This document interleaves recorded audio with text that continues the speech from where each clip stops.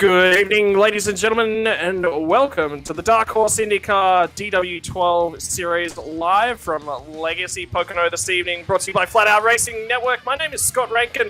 Unfortunately, alongside of me, Seth Cole is missing in the booth, but that's okay. We've replaced him. I think it's personally an upgrade. Alex Kolonix, do you think it's an upgrade over Seth Cole? I mean, no offense to Seth, but I'm a better driver. I think I know what I'm talking about here. Hey. Oh, it's going to be a fun night. It's going to be a fun night. Festivities and Pocono-related track incidences and racing and, all that other stuff as well. Final moments of practice underway out on track at the moment. Top of the board, Matt Wagner at this point in time. Was talking to him a little bit earlier pre-show. That lap that's put in towards the top of the board from the practice session is a qualifying setup with a little bit of draft, but the qualifying will be opening up here in about 10-15 seconds time. Things are going to get really tight. Your championship leader, Nick de Groot, currently all the way down in 6th place. He's got a bit of a margin, though, but Matt Wagner has been on the resurgence the last couple of weeks. Can tonight be the night that he finally starts to go on the attack towards Nick de Groot? It could very well be that, but I'm a little bit coming in new to this series. I'm not particularly familiar with who's been strong here tonight, but I am quite familiar here with these cars at this track. I mean, I may not run the Indy cars much, but I am very familiar with it here at Pocono Raceway. So I'm excited to see how these guys do, because I'd say this is one of the most racy tracks the Indy cars go to. Pocono, 2.5 miles, 3 turns. You've got turn number 1, you've got the tunnel turn, and then you've got turn number 3. Just about every single part of this track is unique in its own way. The tricky triangle. In terms of tracks, they don't come much trickier. There's only about Darlington, and the Indy cars don't really go there. It is going to be a phenomenal race in store. I can already see 3 cars that are out on track at this point in time. So you've got Jeff Hysong, you've also got Jim Brooks and Charles Teed, it looks like, are the 3 that have taken to the track. A few more guys will start taking out now, and it'll be Jeff Hysong that'll be first across the line to start his first flying lap of the evening. And tire temperatures, they're critical around here because you've got to get the cars and the tires to respond to you on that first lap. And by the second lap, did I hear they were overheating, Alex? Well, I mean, I'd imagine with how much speed you're carrying through these corners, the tires would be starting to suffer a little bit, and there would be having some heat, and it might struggle to get a good one on the second lap. Yeah, got to look after those tires here tonight. Don't forget, keep your eyes on Luis Nunez, who has been on the ascendancy the last few weeks in a very, very strong race out of Homestead, Miami, only for it to all come undone in traffic about 3/4 of the way through the race, and things started to unravel for him. He has been putting in some really strong races, putting in a lot of practice. He's really looking to grab this one and see if he can't start trying to wrestle some points back. But let's go over the point standings as they sit at this time. Nick de Groot, championship leader, 5 starts, only the 1 win, but he has taken 2 poles so far this season. That's been critical for keeping him up and out of the trouble. He's at 253 points. Matt Wagner currently occupies 2nd position. He is 220 points after 5 races. Also has the 1 pole, but that has been the driver that's been on form lately. 2 wins to his name. He's really starting to get that season fired up. And if Nick de Groot falls a little bit by the wayside here tonight, that championship battle will close up quite exceptionally. Another 14 points back as Craig Forsyth grabs himself another spot further up the ladder after last week, also sitting at 2 wins. No poles so far this season for Craig Forsyth, so it looks like qualifying for him has been the issue. And then another 15 points further back is Luis Gonzalez Nunez. We just talked about him. He's had a couple of really strong races. Things haven't quite always gone his way. He'll be looking for another solid turnout. He's at 191 points. And only 1 point further back is Gael Brooks at 190 points. Again, Gael not having the fantastic season he would have liked to. He is starting to grab some points for himself. And Jim Brooks, his dad, only 9 points further back. That covers your top 6. That's 181 for Jim Brooks. Season is, after this race, halfway over. This is the halfway point. This is where you start to settle in. And Nick de Groot, well, he's got a 33-point buffer. Alex, you got to build a season to become the champion. Do you think you got a little bit conservative here tonight? I mean, for sure, but I think the problem here at Pocono is going to lose some spots. So he's going to have to watch out tonight. He might just have to race aggressive just to keep positions. And let's talk about probably the elephant in the room as well. This is the Legacy edition of Pocono. Legacy IndyCar, DW12, old variation of the car, means we come to an old variation on the... That's the thing on this racetrack are those inside curbs, especially down there in the tunnel turn. With the way the line is around that corner, those guys are going to be running very, very close to that curb, and if they clip it, they could very easily lose the race car, whether that be spinning it out or out into the inside wall. So that's going to be a corner I'm going to be watching tonight, especially for guys in dirty air to be able to negotiate it. All right, well, qualifying time starting to come in thick and fast. It's going to be Charles T that takes an early ascendancy on the qualifying board. A very quick lap time from him. It's a 40.954. Matt Wagner right now coming around the final corner. He'll cross the line on his flying lap. We'll see what this does. Crosses the start-finish line. It's a 40.960. It's only good enough for third. And I tell you what, at this point in time, Nick de Groot also hasn't completed a qualifying lap. He's going to start from the tail end of the field. That is qualifying. That is it. It's in the books. It's over and done. And let's talk about the margins that separate our competitors here tonight. Charles Teed takes his pole position tonight with a 40.954 by 2/1000ths of a second, Alex. That's how close our drivers are. Yeah, and it's his first pole position of the season as well, so congratulations for him to be starting out on the front row, but I'm not sure how much that's going to make a difference here at Pocono. So maybe the strategy from Nick de Groot to purposefully try and stay in the back early on in the race might work out for him. Yeah, I'll be looking to grab positions away. I believe there's actually bonus points that do get assigned for most positions gained in the race. So I might have to look that up and get correction on that. But that's anytime you see bonus points in the books, it's important. But it's also good practice for overtaking, because overtaking some of these heavy draft tracks can sometimes be quite difficult. Again, speed into the corners. That's the critical factor. Yeah, this racetrack is really going to have to maximize these guys' corner speed, as once they get to the straightaway, there's not much else other than a draft, and especially if you're out up front, you got to take advantage of that clean air that you got. If you can't get that corner fast, those guys are going to be right on your bumper going down that straightaway. So it's going to be about momentum off the corner and then momentum into the next corner to get your overtakes done. The draft is going to be critical to get your overtaking done. It's going to be a close race tonight. There are 14 drivers that will be taking the green flag here this evening. Most of them already forming up onto the grid. Let's talk about our grid as it lines up. Charles T, we just mentioned the 954 from him. Jari Brubacher, another solid qualifying effort from Jari. He was up and in the points. He was running very, very well last week. 40.956. He'll be a little bit disappointed by the tune of 2/1000ths of a second to miss out on that pole. Matt Wagner, I think this is his best qualifying effort of the season. Sorry, my apologies. He's got one pole. So for P3, this is a really good start for Matt Wagner as well with a 40.960. 8/1000ths of a second further back. 14/1000ths of a second covering the top four. It's Gael Brooks with a 968. Eric Schaus will line up off of the next row behind him with a 40.989. Jim Brooks, 5/1000ths of a second there, will line off alongside him. Eric Peterson, the first of our qualifying drivers with a 41 lap time, 41.005. Luis Gonzalez Nunez, a long way back for him with a 41.030. AJ Hobson, 41.045. Craig Forsyth, 41.057. Haisong, 41.082. 41.182 for Gary Corley was the last of our qualified drivers. Nick de Groot and Joseph Morales, neither of those guys set a time, so that's your 14 cars on the grid. And I tell you what, Craig Forsyth, championship contender Craig Forsyth, long way down. That's going to be a recovery effort for him, but he's had 2 wins already this season. He knows how to fight through the pack.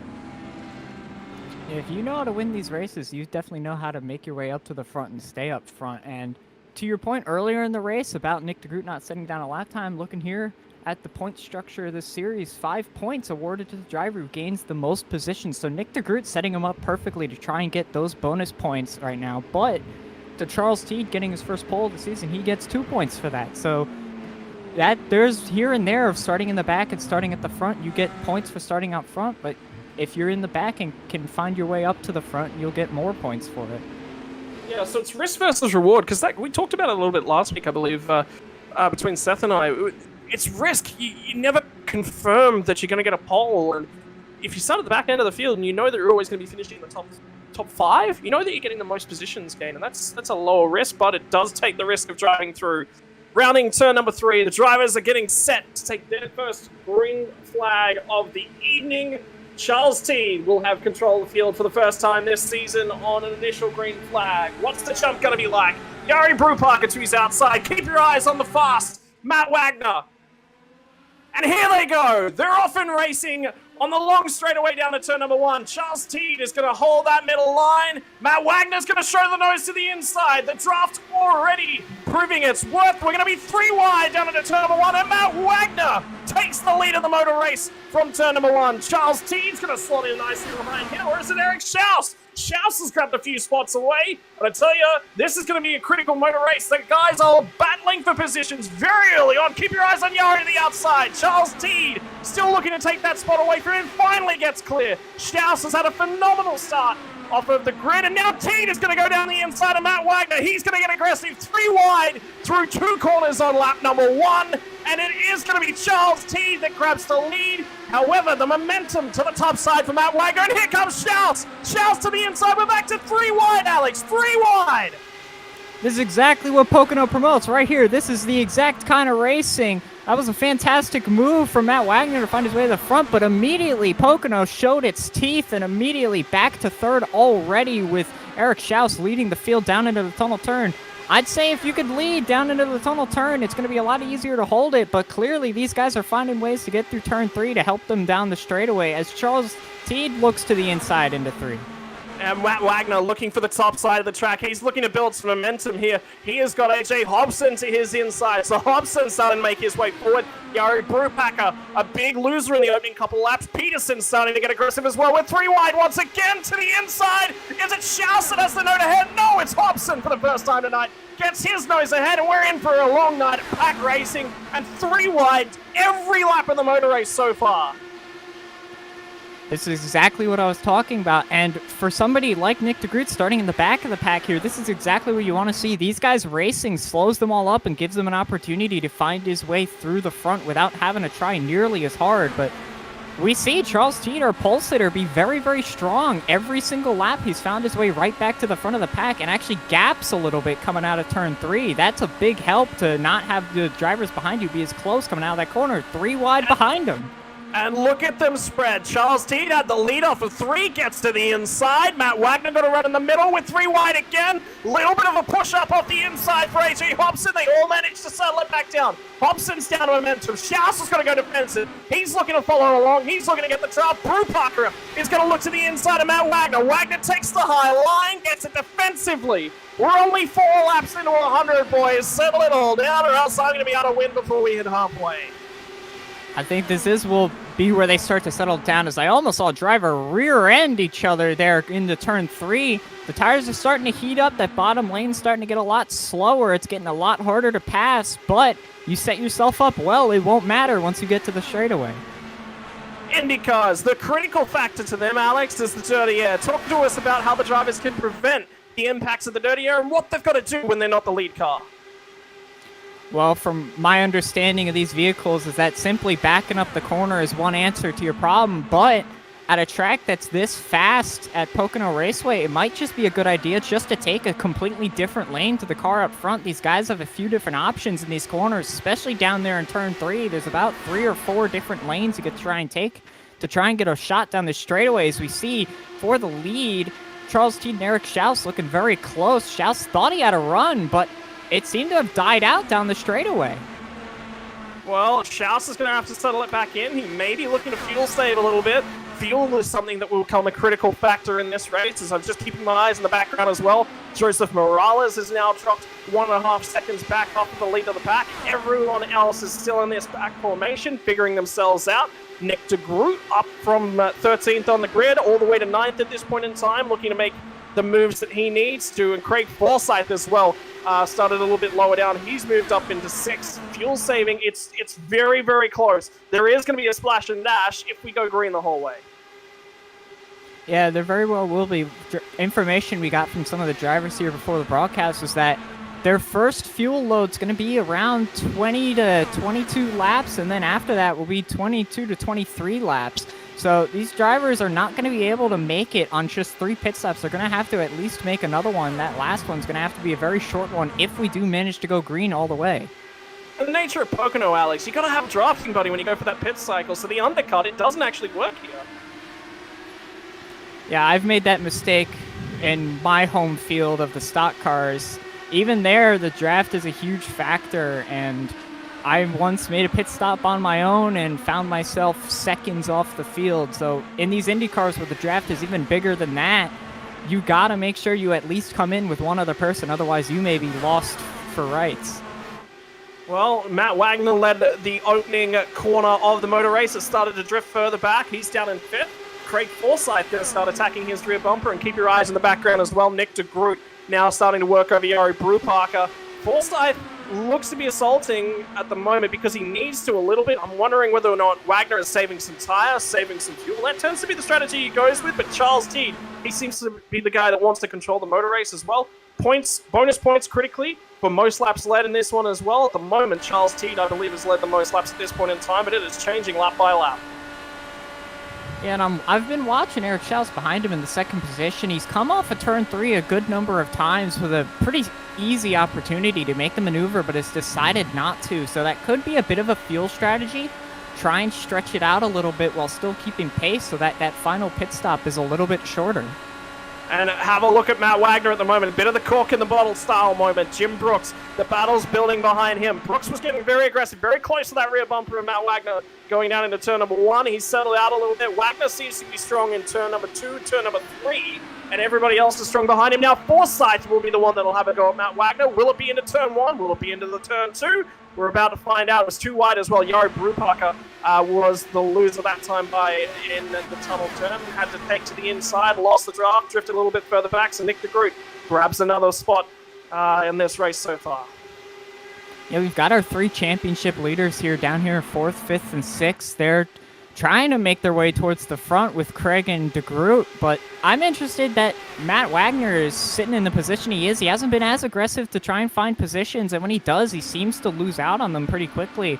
That'll be something I'm going to be watching tonight because he's been making really strong moves, but just hasn't been able to keep the position following it, as side by side for the lead, Eric Schaus makes the move. Well, we'll see if he can get this one done. He's all the way to the bottom of the track, but it's the momentum from that high line. We see this time and time again. Whenever you come to Pocono, you want to be on the top side for the run off the corners. Teed takes that one once again. And to your point, Alex, do you think that it's the fact that DeGroot and Forsyth are starting to make moves that says, Matt Wagner, I need to be a little bit further to the front? Yellow's out. Caution for something, and it's in the tunnel turn. There's a car buried in the fence back there. Ooh, Nunez around upside down at the exit of the tunnel turn. That might end his race, I believe. Now, these drivers do have one faster pair to utilize for the race tonight. However, him having a tow could possibly end his night, as he will likely go at least 1, maybe even 2 laps down. Yeah, it looks like, just taking a quick look at it, I'm sure we'll get it up in a replay here in a few moments as well. It looks like Nunez coming from the high side, trying to get to the bottom, had a little bit more grip, and Peterson was still in the dirty air. That's unfortunate for him, and like I said, he's had a strong couple of weeks over the last few weeks. He's been there, and he just hasn't put the final notes on it. It is incredibly difficult at a high standard of racing, Alex. You've been a part of this as well, to go from, yes, I'm good enough to win some of these races, but I need to make a faultless race. I need to be in there, in the hunt, in competitive mode at the right times and not make a mistake. And that looks like, unfortunately, it's just another mistake for Nunez. Yeah, that was one of my largest learning curves last year, was to try and just find a way to not make mistakes while still keeping some of my speed. I probably did it the wrong way of trying to find speed before trying to be careful. And so it took me a lot longer, but these drivers, they do have the advantage of these Indy cars at these oval tracks, a little bit less punishing to be a little bit off pace. And so these drivers ought to focus more on just not making mistakes, as we saw down there, down in the tunnel turn, which I mentioned the curb earlier, but even more so than the curb is the dirty air. That corner is the fastest corner on the racetrack for these cars and provides the most dirty air and is the hardest to negotiate while behind other drivers. And we saw that right there as driver pushed up into Nunez. Well, scattering drivers entering pit lane, everyone looking for access to the fast lane, and everyone looking for their way onto pit road. It looks like Matt Wagner will cycle out in P number 4 once he gets into his box. Of course, that may change. One all the way down the end. Charles Teed has got the last pit base, so he's immediately going to have an advantage, and he's leading the field into their pit stalls for the first time around. And I don't think it's a surprise to anyone that we see every car in the field come down for a fresh set of tires and top fuel tank at this point of the race, Alex. Yeah, it looked like Matt Wagner had a fantastic pit stop, found his way into the second position coming off the pit lane. So great stop by Wagner, jumped 2 positions there. But the timing of this caution's unique. They went just about 11, 12 laps before the caution came out. That's going to cut off that final short pit stop that we were expecting to see if this race were to go green. So these guys have now 3 dedicated pit stops to make before the end of this race. Once again, if it goes green, but as we saw right there, there's no guarantees. One of the critical things I think I was keeping an eye on in the middle of that stint there as well is I'm wondering whether or not Matt Wagner got a little bit too aggressive on those tires a little bit too early. And maybe he burned off a little bit. He went into save mode to rebuild his way back through, and you were starting to see him have a go there right before the caution flag came out. Tire wear, when do you push? It's the age-old question. You got to win a race by going slowly as fast as you possibly can, and by slowly we mean looking after everything. But it's when do you push, and there's never a perfect answer about when to push. It's a driver intuition.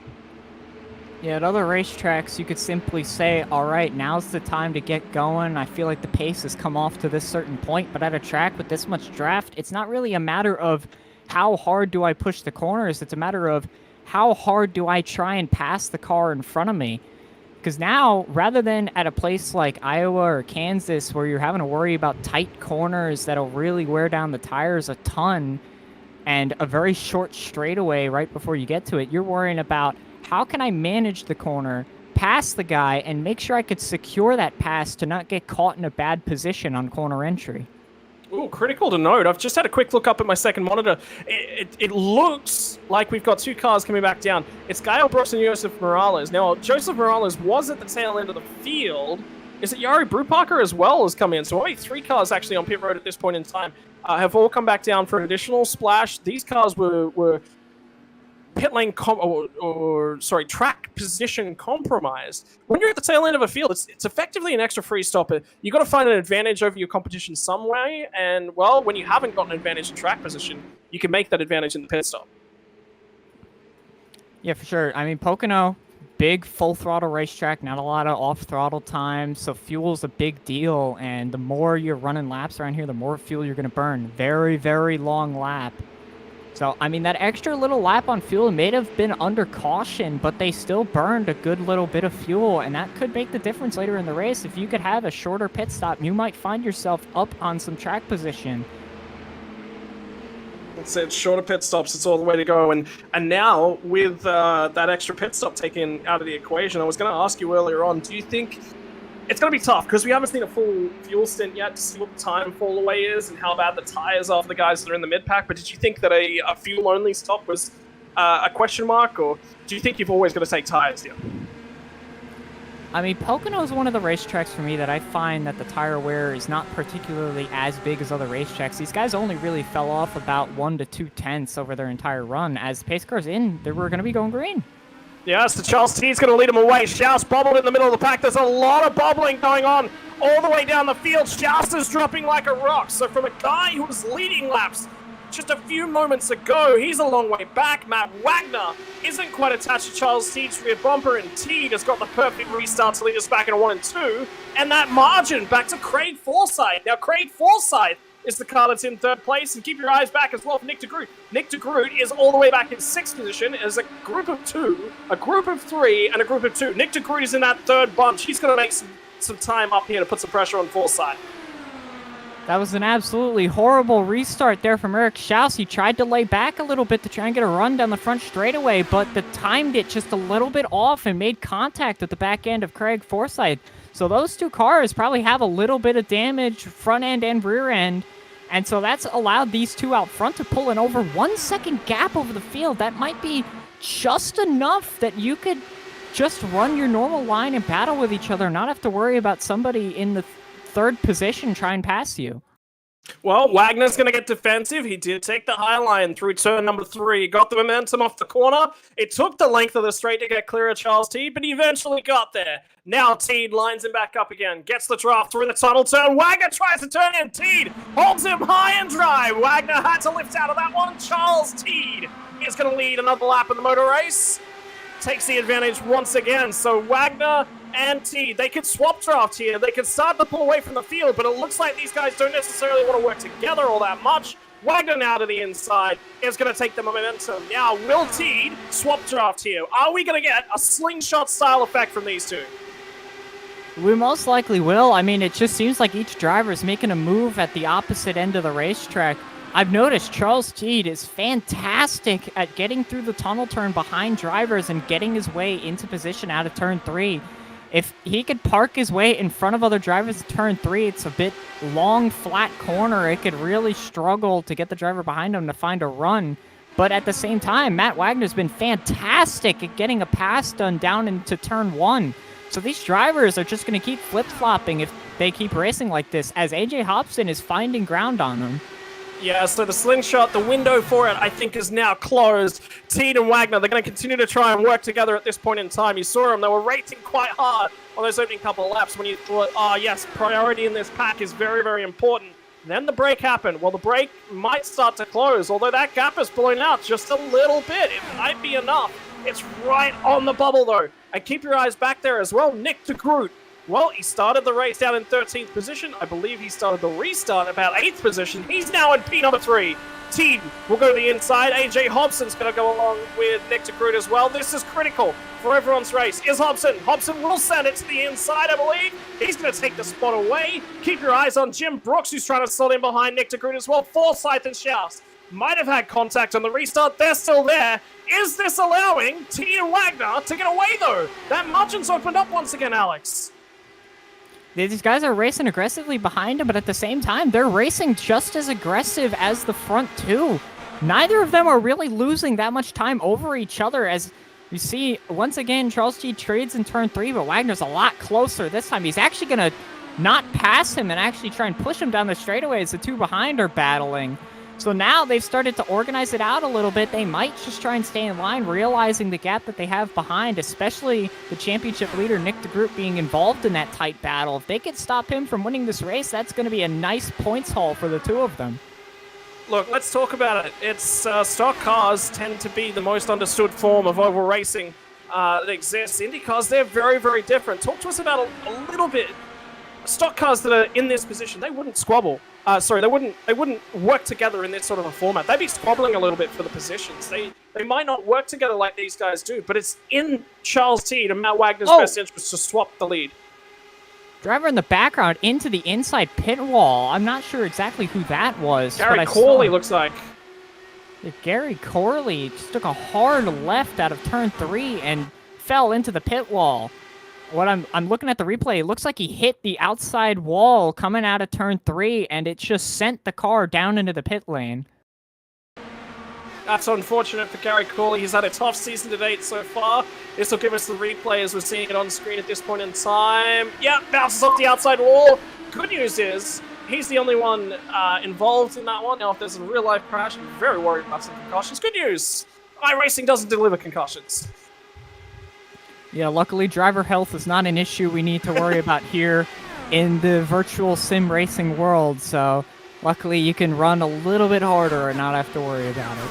Oh, look, commentator asphyxiation, running out of air sometimes is a problem you have to deal here in the commentary booth, but yeah, luckily for the drivers, they don't have to deal with those injuries. Hands and wrists sometimes, concussions and head injuries, no, not a real big issue. Well, yeah, I mean, you can headbutt the rig when you get in and out of it sometimes, but that's a... Yeah, I have reason to believe that you called upon a witch to cause that accident. You mentioned stock car racing and a driver crashed in the background, so I feel you did that to him. Oh, I mentioned a dirty word in IndyCar League, stock car racing. How dare I? Slapping on the wrist. Oh, Alex, it's going to be a long broadcast, I think, with the two of us. Yes, but actually, to get back to your question before that accident happened, you were talking about whether the stock car guys would work with each other, thinking they'd squabble a bit more. I'd actually argue they'd be more likely to work together. Here in IndyCar, you can't really bump each other without risking damaging your race car, but there in NASCAR, you can bump pretty hard at this racetrack. We almost treat Pocono like it's a miniature super speedway with how the cars work. Now, it will be interesting to see with the new next-gen vehicle whether or not that's still a thing, but in Pocono of the past, you would pretty much bump each other like it's a super speedway, but you can't do that here in IndyCar. So it's interesting to watch these guys, how they find ways to work together or not work together. That's it. That's it. Looking after the car is absolutely critical. It's priority number one.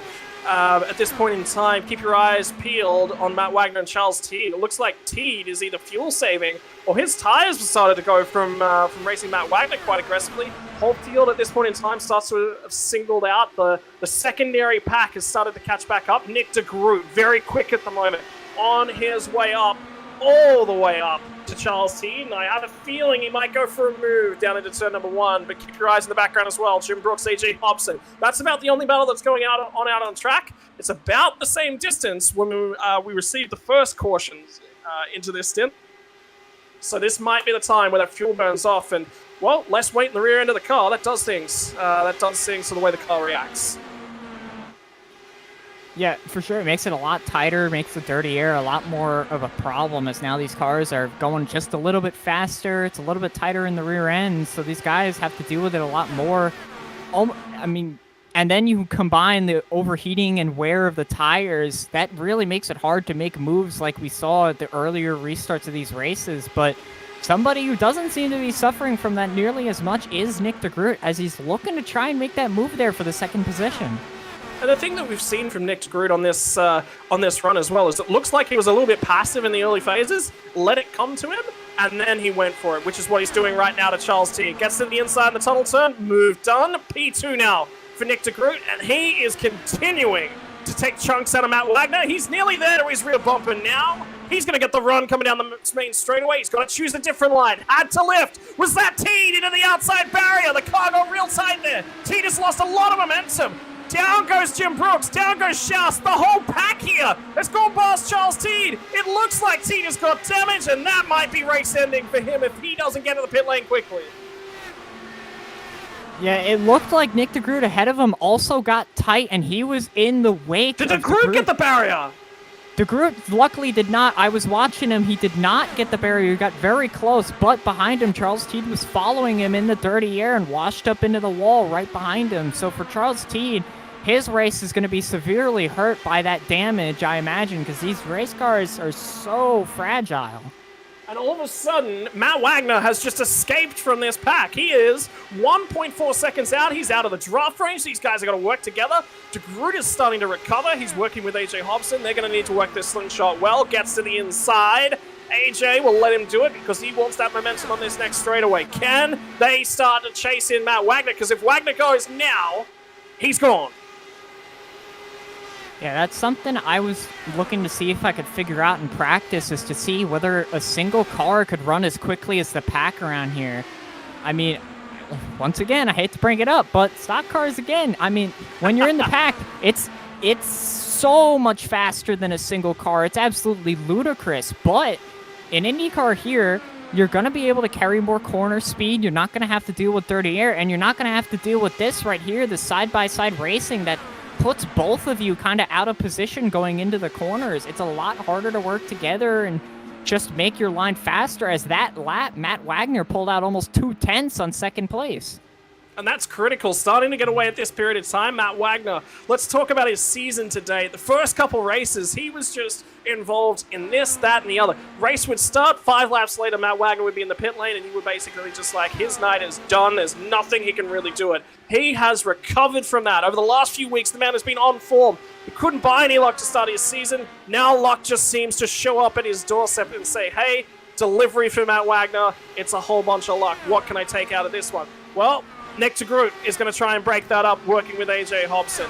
And remember, this is P1, P2 in the championship as well as Matt Wagner and Nick de Groot. So this is a battle that you are going to see over the remaining 6 rounds after this week going forward. So a lot to look forward to here. And as well, don't forget Craig Forsyth just lurking in the background there as well. I think he's fuel saving. I really do, Alex.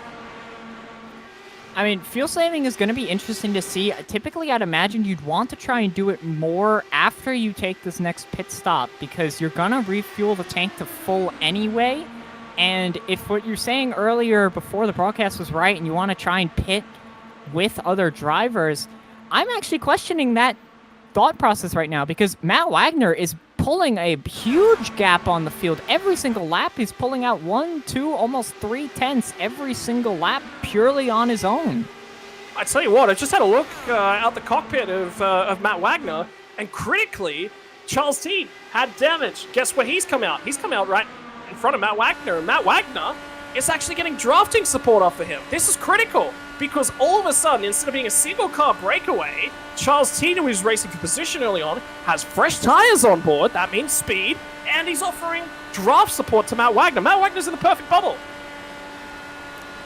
I just checked up on the standings of this race so far. Nick DeGroot down to 5th place. Something must have happened down in the tunnel or turn 3. He's lost a lot of positions here on the racetrack. It'll be interesting to see what he does with that. It'll be AJ Hobson and Jim Brooks who've got to work together now. And cast your mind last night to the Area 51 race. And it was actually Nick DeGroot and Jim Brooks that were swap drafting, and they ran a monster amount away from the field. They worked quite well together. So if those two drivers can get together, they know what's required for them to run away.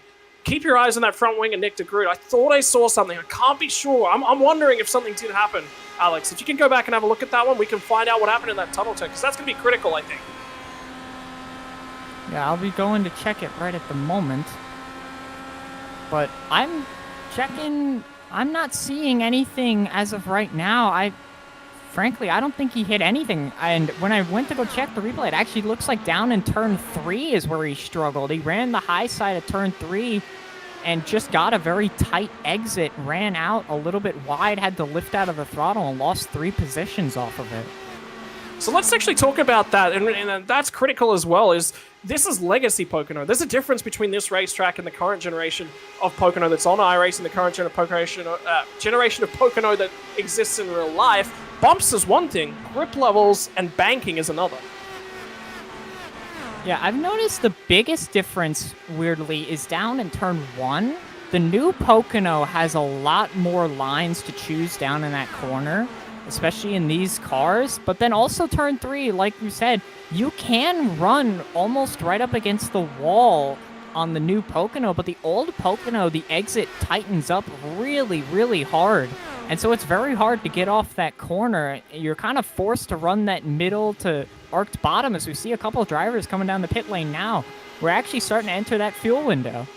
Yeah, so it's going to be AJ Hobson, Eric Peterson, and Yari Brubacher who are in. Joseph Morales has already made his pit stop. Luis Nunez actually back out on track at this point in time as well, so he's still punching away, doing whatever he can. He's unfortunately trapped a lap down at this point in time. Charles Teed still in front of the leaders. And Luis Nunez is going to be boxing as well. Matt Wagner has just said on the radio that he's coming to the pit lane. So this is it. This is the critical lap number for all of these drivers. They're going to make their way in. Where do they pop back out after the field shuffles itself up?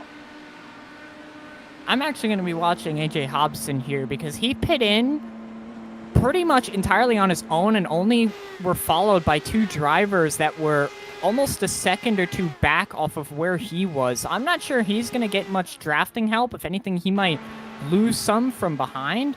So I'm watching to see where he comes out of the pit lane here because Matt Wagner pit in with a lot of other drivers who are towards the front of the field. And keep your eyes on the guys that are a little bit further up in the field as well. Remember Craig Forsyth, I said, I think he might have been fuel saving a little bit earlier on. Jim Brooks, Craig Forsyth, Eric Schaus, and Gael Brooks. All the drivers are still out on the track, yet to make their first green flag stop. Gael Brooks came back in, cycled around once more, through the pit lane for an extra splash of fuel. The other 2 drivers that did that have already come back down through pit lane. So, will Gael decide to go the extra lap? Yes, he has. So Gael has got another lap here. His final stop already. He's starting to take chunks out of the amount of fuel he needs to add to the car to get it to the end of the race. I'm watching the gaps right at the moment. It looks as though on that pit stop, AJ Hobson may have gained 2-3 tenths on Matt Wagner.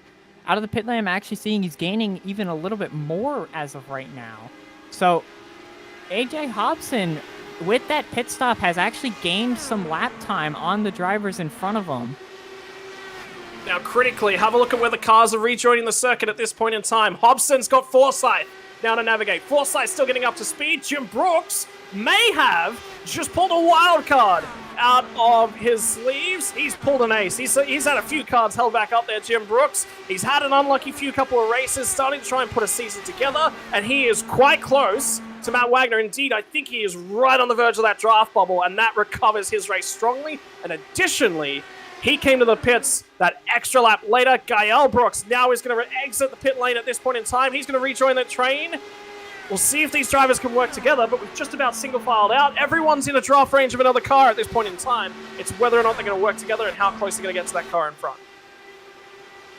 Yeah, looking at the gaps right now, they came into the pit lane. Matt Wagner had almost a 2-second lead. Coming out of the pit lane, Matt Wagner is only just over a second in front of them. So he lost almost a full second of lap time coming into the pit lane. I'm not sure if he just had a slow stop. Maybe the pit crew was a little bit slow on that one, but he's lost a lot of time. And if the drivers behind him on newer tires, which is easier to work together, if they work together and find their way up there with the draft partnership, they might be able to challenge for this lead. Well, at this point in time, I can tell you Jim Brooks ran a near identical time. Actually, Jim Brooks was just a fraction faster.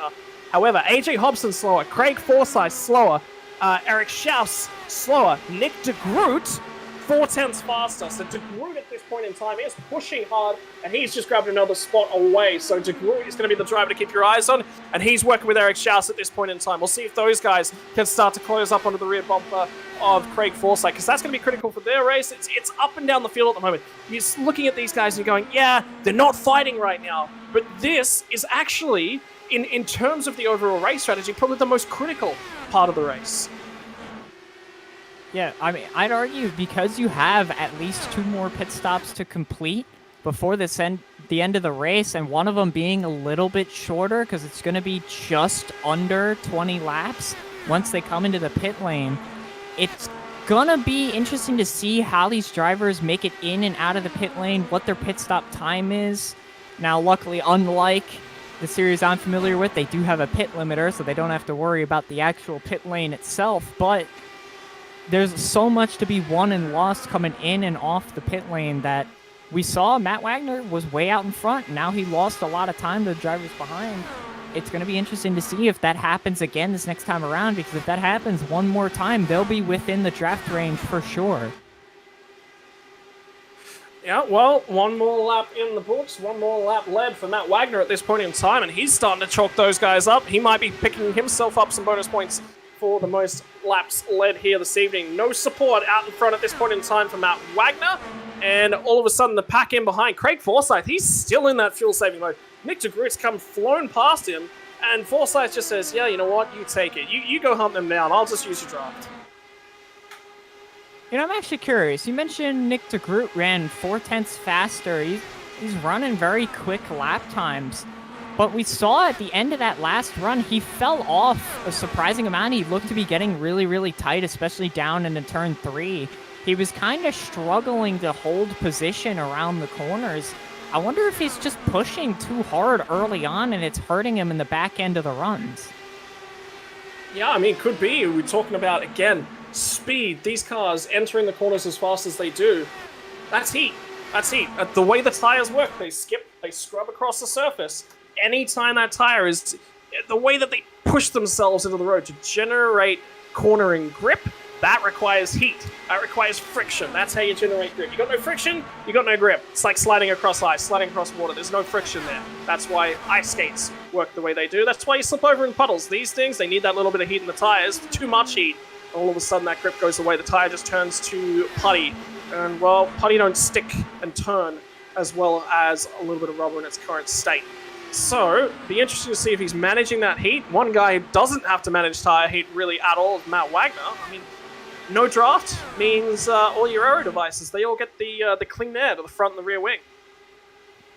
Yeah, that's the one thing that I find is the biggest difference overall from NASCAR to IndyCar, where we're all familiar, is that these aero platforms that the IndyCar has provide so much more cooling if you could have that clean air than what any kind of dirty air would produce in NASCAR. I mean, you're sitting here out front, these tires are getting cooled by the fresh air you're running into, The wings are working a lot harder, providing a lot more downforce. It's putting a lot less friction into those tires. Everybody behind is suffering from that a lot more. I mean, I'm watching every single lap. Matt Wagner just pulls out more and more lap time, and he's running entirely on his own at a track that draft is so massive. I'm just amazed that he's doing this. I just had a quick look over at my standings panel at this point in time, and I just saw Nick de Groot and Craig Forsyth switching back and forth, and they've just done so just now once again. That's going to be critical to their race. They're trying to settle themselves in at the same time as pulling some of that margin back up to the cars that are just up in front of them. So keep your eyes on them as well. AJ Hobson, he is doing a phenomenal job at this point in time. Battling quite heavily away with Jim Brooks at this point in time. Are they working together at this? It looks a little bit like they are. I mean, while they're trying to, they're not really clearing each other before the corners. They're racing into every single corner, and all that really does is slow them down.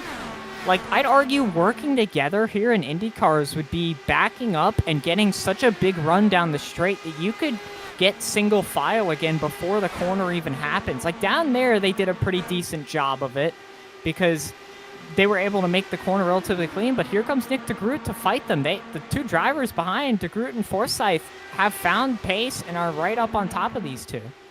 Yeah, I'm wondering whether or not in their minds they've hit a fuel number that they needed to get to, and now it's time to start boogieing. Matt Wagner, you let him get away, he's going to be very hard to topple, very hard to reel back in. At this point in time, that margin for Wagner is starting to extend itself out to close to 2 seconds. I think Nick de Groot, Craig Forsyth are taking a look over at each other on the straightaways and going, yeah, we need to move, boys. We need to hustle. 3 wide once again. It's been a while since we've been 3 wide at Pocono, and it's going to be Brooks by the look at things lifting out of that one. Nick de Groot going to slot back in and behind Craig Forsyth. But now these guys have got control of this pack, and they were making time before with the swap drafting. Is it time for Nick de Groot and Craig Forsyth to go hunting down a Wagner?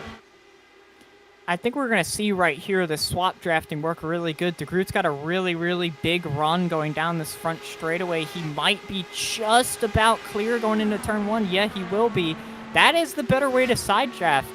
Both AJ Hobson and Jim Brooks were kind of further side by side, forcing each other into a lane they didn't want to run, and they weren't getting big enough runs to swap over as well. So De Groot and Forsyth are working a lot better with this pair drafting than the other two were, and it shows because they went from being 2.5 seconds back to only being 2.3 and also caught up to 2nd and 3rd place. Yep, so moving through the field at this point in time, Jim Brooks, AJ Hobson, they look like they're happy to let this one sort of punch itself out and for it to run the way that it is. Eric Schaus as well, he's starting to climb a little bit back onto the rear bumper of this pack as well. So Schaus led a number of laps early on, fought quite heavily with Charles Teed. Things haven't gone Charles Teed's way again tonight, unfortunately. That guy, we're talking about Matt Wagner, can't buy any luck. Well, Charles Teed's another one of those drivers. He just seems to find trouble the instant that he gets himself into a good position. And another night so far this season for Charles Teed that has not gone his way. He's trying to play himself back into contention, though. He's not out of things at this point in time for your pole sitter. He's working, trying to get back up to the rear bumper of Jari Brubacher at this point in time, but Brubacher looks like he may have dropped him all the way off car into pit lane. That might have actually been Charles Teed. Indeed it is. That's why he's running a fair bit slower, because Charles Teed is off pit cycle compared to everyone else. Yeah, and the one thing with Charles Teed was that when he had to pit because of the damage that he got, he actually didn't lose a lap. He was just ahead of the leader at the time, and we saw him racing pretty competitively with our current leader, Matt Wagner, before the incident that he had. So he has pace and can find himself back in this race if we get a caution. Yeah, look, and a caution flag, all of a sudden, Charles Teed will have to go as hard as he possibly can. Rejoining the racing surface, at the moment he's going to be just in front of the leader. Looks like Matt Wagner might clear him. This might actually play perfectly either into Matt Wagner's hands, or I'm going to say AJ Hobson, Craig Forsyth, Nick de Groot's hands, because all of a sudden, they're going to have a car pulled along in the background. Now, alternatively, if Charles Teed gets in immediately onto Matt Wagner, and they swap drafting, well, you've got two teams of guys swap drafting. Well, it's kind of going to go nowhere, but they have to work it perfectly, and Teed is right in that bubble at the moment. This is indeed critical for Craig Forsyth, AJ Hobson, Nick de Groot, Jim Brooks, and Eric Schaus. They've got 5 cars in that next group. They want to get up here. Yeah, I've been observing this whole race so far with how this draft has been working, and it seems to be these drivers almost top out a little bit going down into turn 1. They get these big runs coming out of turn 3, about halfway down the straightaway. They get over half a car length ahead of the car on the outside, and they can't keep going. It just seems like it stalls out. I wonder if the gearing is kind of just stopping them from going any quicker, but these runs are just not going anywhere. Well, Charles Teed, Matt Wagner on the racing track. They didn't want to work together early on in this run. Well, they were forced to then immediately after that was they tried to punch away at things. Matt Wagner now settles in underneath the rear bumper of Charles Teed, punches by. You were looking at the onboard footage at that point in time from AJ Hobson. This will be his move as he goes to the inside of Craig Forsyth. That's the slingshot draft right there. You saw the momentum. He got on Craig Forsyth. Forsyth had to lift out a little bit, but that's how you make it work. Yeah, and now, unlike before where Matt Wagner was entirely on his own out there at the front, he's got somebody he's battling with now. And for the position of Charles Teed, he needs to fight for this lead position so that he could stay on the lead lap if a caution were to come out. So he's going to race as hard as he can with Matt Wagner and try and keep him behind him. That's going to slow him up for all these drivers behind. They could find their way up there if this racing gets hard enough. Well, having said that, this is also the first time that Matt Wagner's had dirty air on his car in a fair while, and his tyres are older. Charles Teed is on fresh tyres, and that's actually why Teed has pulled away just a little bit. 0.4 of a second from Matt Wagner was taken out of him by AJ Hobson on that last lap. So this is hampering him, Alex. He doesn't want Charles Teed there. Yeah, he's losing time right now to both Craig Forsyth and AJ Hobson behind him. He just lost 2/10 on that previous lap. And he might lose a little bit more here coming out of turn 3. He's losing a lot to Charles Teed. So this dirty air seems to be affecting him a good bit. Well, we'll have to keep our eyes on what that margin does. And, well, we thought we might have seen some swap drafting. That's not the case. Initially, he was able to do it. Was Matt Wagner? Not anymore. Alternatively, is this fuel saving from Matt Wagner? He's been running out here on his own the whole time. Is he a little bit concerned about his fuel numbers? Because they're right on that bubble at the moment. One stop, he said, oh, yeah, look, it might be a little bit shorter, but that's for the rest of the pack. Matt Wagner's going to come to pit road earlier than the rest of these guys. Yeah, he'll likely be pitting, I'm looking at it, he's probably going to be pitting around the lap 59.60, though we're hearing some drivers pitting right now on lap 55, which is surprising. I'd say this is a little bit early compared to the fuel numbers we got. I was hearing 22 to 23 after they came for their first fuel tank. So these drivers are coming in a little bit earlier than I expected. But at this stage, there's 25 laps in the race. That actually does get them home. There's 45 laps left in the race. One stop at 23, one stop at 22, Alex. That does do it, but that means that you've got to go aggressive on it. Matt Wagner just jumped on the radio. He recognizes he's losing time to everyone else at this point in time. He has to come to the pit lane. He needs to get out of Charles Teed's draft. He needs those fresh tires, and he's going to be coming in. I mean, you say 22, 23, they're going to be a little bit tight, but that run from AJ Hobson was only 21 laps. He only made it that far on fuel before he had to pit. So these drivers are having a little bit shorter of a fuel load than we expected. And with how tight it is to the finish, I think fuel saving is going to be a big deal if this goes green. Do you think potentially Matt Wagner's compromised right now? He's come to pit lane. It's lap 56 to transition to lap 57. At this point in time, there's 44 laps. That's two stint of 22 exactly. And, well, most drivers tend to want to celebrate after a race win. That would leave him without enough fuel to celebrate. I mean, I don't think he cares whether he has the fuel to celebrate as long as he's the one celebrating, because that's going to be extremely tight. I mean, if, once again, he's not able to make a 22-lap stint, he won't be able to make it to the finish, especially if he stays out front on his own like he's been so far this entire race. And where he's come out as well, 2.4 seconds up the road from AJ Hobson, still getting up to momentum, but he has made a little bit of time to AJ Hobson or stayed neutral. The critical factor here is, can Craig Forsyth, Jim Brooks, Nick DeGroot work together and make some extra time right now, or can they go further to the point whereby they're fuel saving and they make that time up within the pit window? All right, now I'm seeing something a little bit interesting here. Nick DeGroot pit on the same exact lap as Matt Wagner, but he did go that one extra lap further. So there is precedent to actually make it that much further, but we have to account for the fact that Nick DeGroot was in the pack a little bit. He might have been lifting a little bit just to save a little bit of fuel to make that extra lap. Matt Wagner does not have that luxury. Nick DeGroot did also actually do a lot of pushing with Craig Forsyth that stint as well. Does that play into it? I mean, he could have saved a lot more if he didn't have to go pack hunting.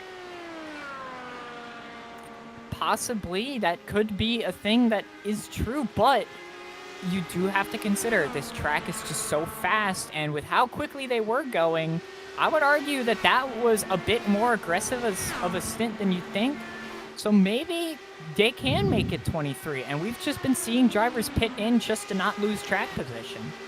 Well, we're going to find out. This fuel stint is the most critical of the race. You need to get to, I would have to say, lap 77. You have to get to the end of lap 77. You get to the end of lap 77, you're getting home every single day of the week. You only get to the end of lap 76, there is a huge question mark over whether or not you will make it home, and you're going to have to be fuel saving. That means you can't race. That means you can't fight for position.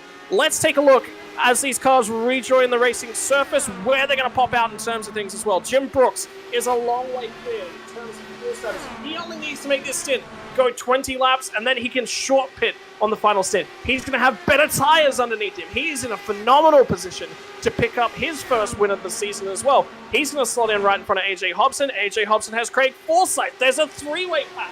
It was a five-car pack behind Matt Wagner that was looking to hunt him down. Now we're back to three. I'm actually looking at one driver right here who has not come into the pit lane yet. I don't believe, unless if he just came in the last time by, he did. So Eric Schaus currently in the middle of a pack with Kyle Brooks, Nick DeGroot, and all of them. He first came in at lap 37 and pit in on at the end of lap 59. So he did make a 22 lap stint in full. So there is a good chance that they can make it to the end of this race without needing that extra pit stop. So what's your number? What lap number can you say that when I pit on this lap number, I am definitely making it home?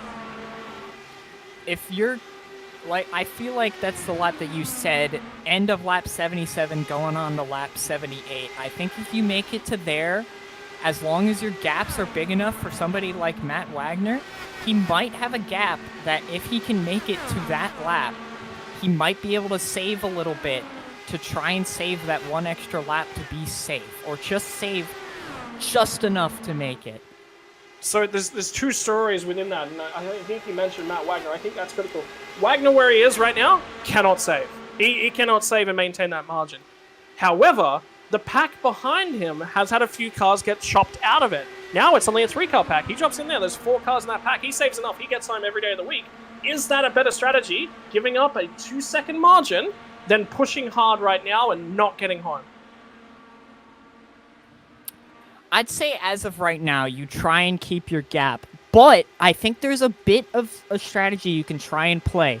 With the position that he's in later on in the run, I'd say the last quarter of the run, you could try and run a little bit lighter on the throttle down in, say, turn 1, maybe a little bit to the entry of turn 3. Just lift a little bit out of the throttle to save a little bit of fuel as much as you can, and maybe try and make it that little bit further. So, and then critically as well, if you're fuel saving just to get to a number where you can fuel save to get home, that's critical for your... If you get to lap 80, you can push the whole time, can't you? Oh, for sure. If you get to lap 80, there is no fuel saving for you. You are going as hard as humanly possible, and you're going to try and just see if you could mess up everybody who is trying to fuel save. The question is, I don't think there is anybody towards the front of this field that is that close on fuel to be able to do that. Though, I'm looking... Chris Forsyth did pit on lap 59, so he should pretty easily make it to that 77-78 mark. So I think he will be one that's going to be aggressive here at the field. I think, I agree with you, but he's not doing that. That's not what we're seeing out on track at this point in time. He's actually being very, very conservative. So is he trying to short pit and catch Matt Wagner through the pit stops? Is that his goal here? Actually, you may have a point there. There are two strategies here. There is that one, which I'd say is the one that is going to get him closer to Wagner early on. But there's this one here where he is in a bit of a pack right now. He can save and go a little bit longer. And if he could push extremely hard, he may be able to catch up into the draft and just go right by him. But those are two strategies that you could try and pull. And maybe the short pit might be the one that wins the race.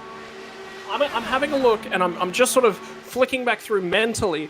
What are the most recent results whereby pit lane strategies have been critical? I think my internet just cut out moments. Yeah, we're back. So, and every single time that pit lane has been such a critical factor has been when Craig Forsyth has come out on top. Now, I know from personal experience dealing with Nick DeGroot, he has always said, fuel saving is my biggest weakness. Driving to that number is not something I am particularly good at, and knowing what my number is and where my strategy is. He is a phenomenal driver. He has talent coming out every pore in his body. That guy can drive a race car. However, fuel strategy, you have to be the best driver of everyone. You have to be able to do it all, Alex, and it is near impossible to be able to do it all without a crew chief. And that's the difference between sim racing and real life racing. Those guys have crew chiefs. Yeah, but I would argue at the same time, iRacing does provide a little bit of a nifty feature. It's not fully accurate at the beginning of runs, but once you get into a run long enough, 5 to 10 laps, they do have a fuel number option. You can look at it and see what your estimated fuel numbers are, and if you run consistent enough laps, you can see how far you can make it. I've used it a good number of times, especially since some of the races I run are quite long and do end up having fuel as be a pretty big strategy. That's kind of the tool I'm forced to use for the most part, as I often don't have a crew chief as well.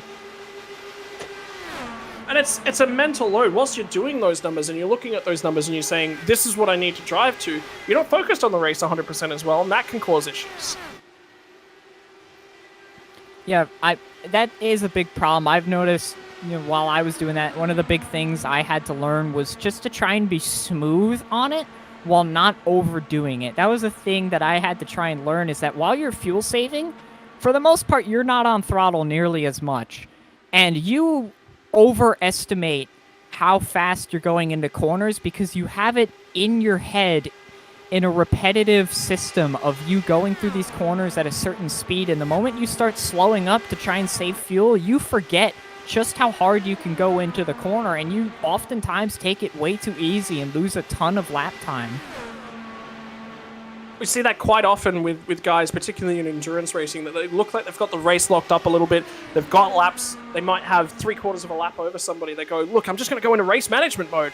Well, when you're not driving at the same pace, and when you're not taking the same entry markers, when you're not braking in the same place, obviously, not as much braking as what happens in oval racing, particularly at Pocono. But it's a different rhythm. It's completely. So I completely understand exactly where you're going with that, and I agree wholeheartedly. Right, race situation. What has been happening over the last couple of laps in terms of where our drivers are running? Well, Matt Wagner seems to have been slowly getting pulled back in. It's AJ Hobson, Jim Brooks working together. Seems to be working. It's stabilized a little bit. It's crept back a little bit. What are they going to be able to do this time by? We'll find out in a few moments.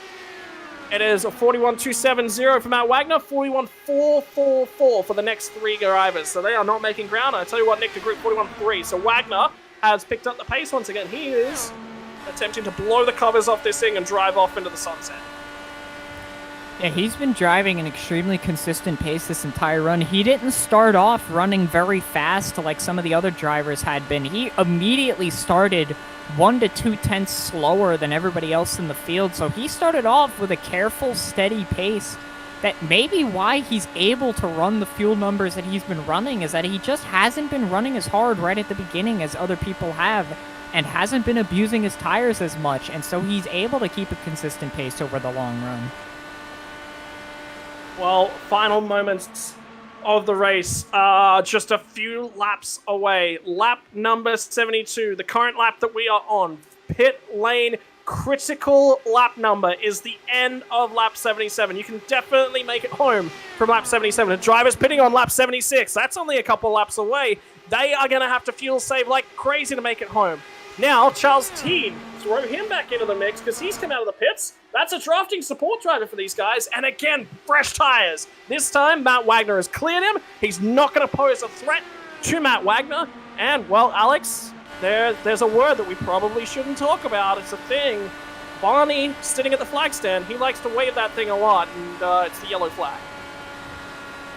Well, I'd argue these guys have been running pretty clean this entire race. Definitely not a commentator's curse whatsoever, but the positioning of Charles Teed right at the moment is actually, I would argue, ideal for the drivers behind, like AJ Hobson, Brooks, and Forsyth, is that he's on new tires and is a lap car in front of them. They're going to be getting a lot of draft on the straightaway, while Teed's going to be running way faster through the corners and opening up the gap again. So they're going to be able to run a lot faster laps to keep up with Wagner and actually pull in the gap a little bit. But as I say that, they start racing for position behind this driver. That's going to lose them some lap time. Yeah, it's going to be critical from a few different standpoints. Ladies and gentlemen, there's been a cracking race thus far. If you're enjoying it, it is about to go into overdrive. This thing has been phenomenal. The drivers have done a phenomenal job. Now, can they close it out? Matt Wagner has led so much of this motor race. Can he lock it all up? AJ Hobson, I tell you what, I've just been keeping an eye on, just ran very slow in the first sector. Maybe that dirty air from Charles Teed is actually causing him an issue. And Craig Forsyth just said on the radio, I want you out of the way. I want our pack working together, please.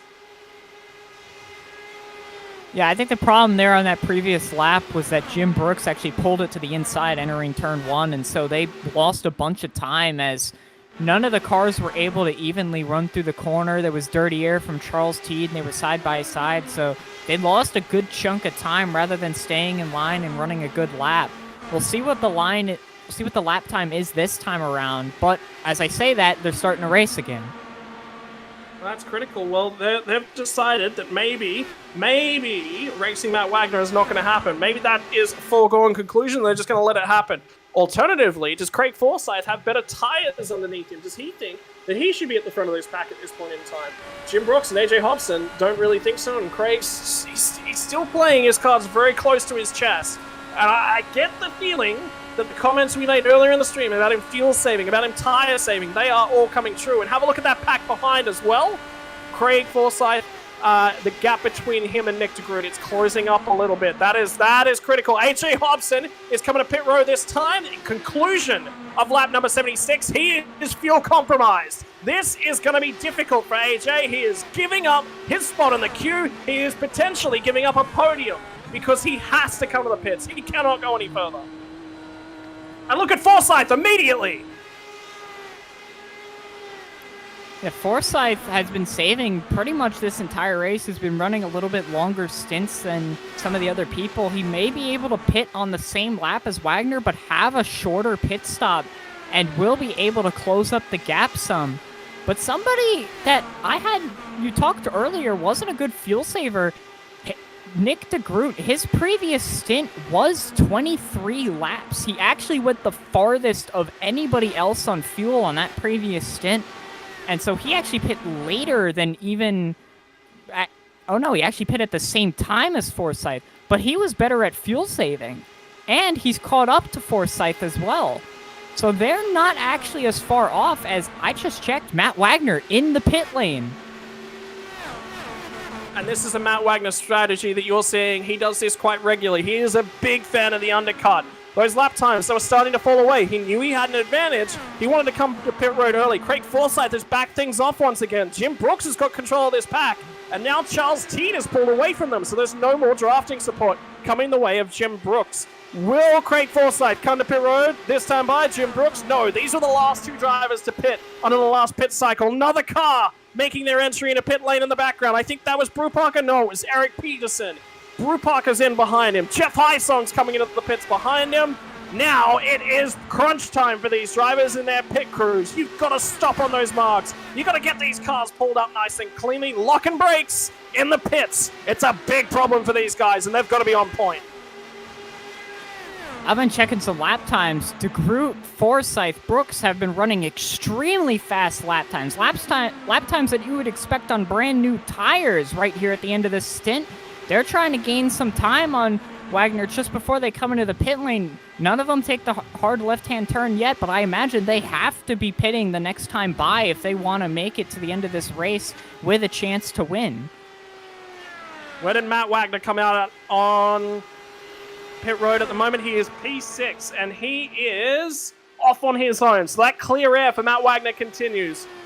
P number 7, P number 8 is AJ Hobson, Eric Peterson. Peterson is a lot closer to AJ Hobson than he was. Nick DeGroot has come to the pits this time by. Jim Brooks, will he go another lap? Haven't heard anything from him in the Forsyth on the radio. Final round of stops. Underway. Green flag pit stops. Nick DeGroot will dive on a pit lane off at turn 3 and 4. Craig Forsyth happy to keep things as they are on the racetrack. What we need to see, 41.342 from Jim Brooks, a 41.435. Sorry, 4.32, 4.35 from Craig Forsyth. He'll dive into the inside. What is the time from Matt Wagner? He'll come through in just a moment. He's coming, I swear. He's on his run to turn number 3. That's why I couldn't see him. Where did Nick DeGroot come out of the pits as well? That's also going to be critical. Yeah, Nick DeGroot is just coming out of the pit lane now, but Wagner's crossing the start-finish line. Wagner is definitely going to clear him before turn 1, but it's a matter of how close is Nick DeGroot going to be. It's going to take him all the way down. Here we go! To almost turn 3 before he catches up. But here comes Eric Peterson, AJ Hobbs out of turn 1, and yeah, drivers through on pit lane. Brooks, Forsyth actually ahead of Brooks into the pit lane. That may be crucial on that track position.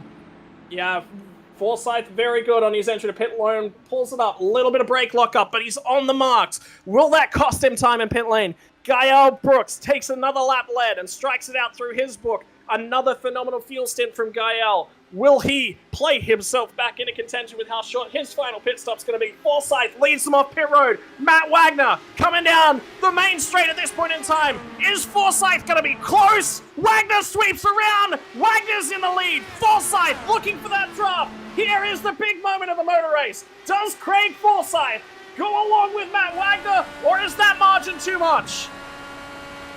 I'm not sure. It's going to be extremely close. It's just over a second. It may have just been a little bit too far away, but remember, Matt Wagner pulled the undercut on these guys. He pit on lap 78. He's going to have to go exactly 22 laps. Last time by, he went from 57 to 78. I'm not sure he's going to make it unless if he fuel saves a little bit. He's going to have to fuel save a little bit. Big question mark now lingers over Matt Wagner. Gael Brooks rejoins the racetrack. He's slotted in behind Craig Forsyth. The fuel-saving prowess of Gael Brooks. Could that be a critical factor? Nick DeGroot was the big loser in this round of pit stops. He got caught up in traffic. He's had to fight his way through it. The tires, they're going to be suffering at the back end of this run for Nick DeGroot. This could have championship implications. Does Matt Wagner win this race? Does Nick DeGroot see the whole bank of points back to Matt Wagner? Could we be looking at the tail end of the season at Pocono as being the turning point of Matt Wagner's season, where he really put his stamp of authority down? You've got 15 laps until we start to get to the point where we're going to decide things, ladies and gentlemen. Do not change your sets. Do not adjust your dials. Do not adjust your browser. Leave it right here on the Flat Out Racing Network with the Dark Horse Racing Series. Nick DeGroot now sends it to the inside of Jim Brooks. Jim Brooks will cede the place to him and Gael Brooks, the father-son duo of Jim and Gael. Right up there, right in contention. This is for third place on the track. Craig Forsyth only just ahead of these guys. Look at them fan out through turn 3. Schaus is in there. I thought Schaus had lost it early on. Very big player, very big contender in the opening laps, and then disappeared. It's like he just was not there. He was on holiday for the middle of the race. Now he's there. Now he's competing for a podium spot once again. Gael Brooks now starts to pull away from these two. DeGroot gets fought by Schaus. This is critical. This is about track position at this point in time. Gael's got a huge draft. He's starting to pull up onto the rear bumper of Craig Forsyth, and Matt Wagner's gap just continues to run away. Yeah, let's not forget Schaus on the last restart that we had made contact with the back end of Forsyth. That ended up losing him all the track position, but it doesn't seem to be he got damage that affected him that badly, as he's very easily able to make positions as he's pulled to the inside of Gael, trying to go for that third position.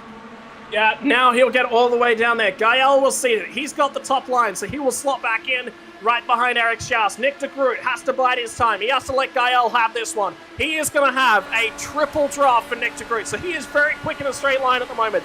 5 cars, throw a blanket over them. They are so close together. They need to work together if they're going to haul in Matt Wagner. And that margin from Wagner, we need to see the lap time. Is that tumbling? Is that extending? What is the go for Matt Wagner? Does he have to save? See, as we cross the line, this time by 2/10 for Eric Schaus on Matt Wagner. They gained a ton that lap. They gained a huge amount of margin. I'm wondering, Alex, can you jump on board? In fact, Jeff, our broadcaster, can you jump on board with Matt Wagner? We're going to have to see this cockpit. We have to listen to his engine. Is he fuel saving? Is he compromised? Is this race over for Matt Wagner?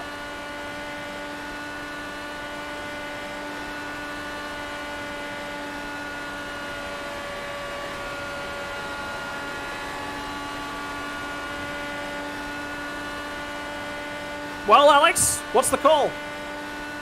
I'm watching him down the front straightaway. He's not shifting in the 6th gear to try and save any fuel, so he's running standard hard laps, but he's just getting caught by the drivers behind who probably are just running as hard as they can to close the gap, as Eric Schaus less than a second now. Yeah, well, we've seen it every time. Later on in the stint, the drivers get caught in the aero bubble, and all of a sudden their pace drops off a long way. Matt Wagner is going to have fresh tires. Pocono, hot tires, very hot race course, very hard time for the tires, high speeds, banking in 1, a little bit of banking in 2, no banking in 3. That's the situation, the tricky triangle. It is the trifecta of trouble for these drivers, and well, Craig Forsyth once again to the inside Eric Schaus. He's looking to make that time. Can they mount a chargeback? Matt Wagner has had control of the race for such a long period of time. He is going to walk away with most laps led today by a landslide, but is it all going to fall away in the dying moments? I tell you what, Alex, we've got under 12 laps to go now. We're 11 and a half, less than that. We're 11 and a quarter. We've got 11 and a quarter, now 11. These drivers are getting extremely close as Eric Schaus has closed the gap down to 6.5 tenths. He is running extremely fast, running some of the fastest lap times I've seen in the race, of 40.6 earlier a few laps ago. Yeah, well, lap time's starting to tumble for the guys that are in the draft. They had to add less fuel. The margin that Matt Wagner had worked so hard to build, he is now watching that tumbling. That takes its mental toll on you as a driver. But there's still going to be 10 and a quarter worth of laps here to go. You've got to rebuild yourself. You've got to construct yourself. You've got to compose yourself. It's not done yet. You can still have the last laugh if you are Matt Wagner. But Eric Schaus says, I want to win this thing. Craig Forsyth right there. Big, big championship implications for all of these drivers that are in this lead 5. One of those drivers is going to walk away a champion here tonight. Which one will it be? Yeah, and almost most notably, and one of the most unfortunate circumstances for Matt Wagner is one of the drivers catching up to them very quickly is Nick de Groot, his championship rival right now. He's sitting there in the 4th position, possibly just biding his time, waiting to see these drivers fight as Eric Schaus for the lead on Matt Wagner. First time he's been passed in the last almost 80 laps. Matt Wagner down to 2nd place with Eric Schaus to the point. Yeah, Forsyth right there. Nick de Groot watches this and says, I just want to read these guys. Matt Wagner still has the opportunity to save some fuel and get home here. Maybe that fuel question mark over him was too much of a big question mark. Maybe he needed to drop back earlier in the piece whilst it was only a 3-car chain. Under that last round of fuel pit stops. We'll never know. We'll never get that opportunity.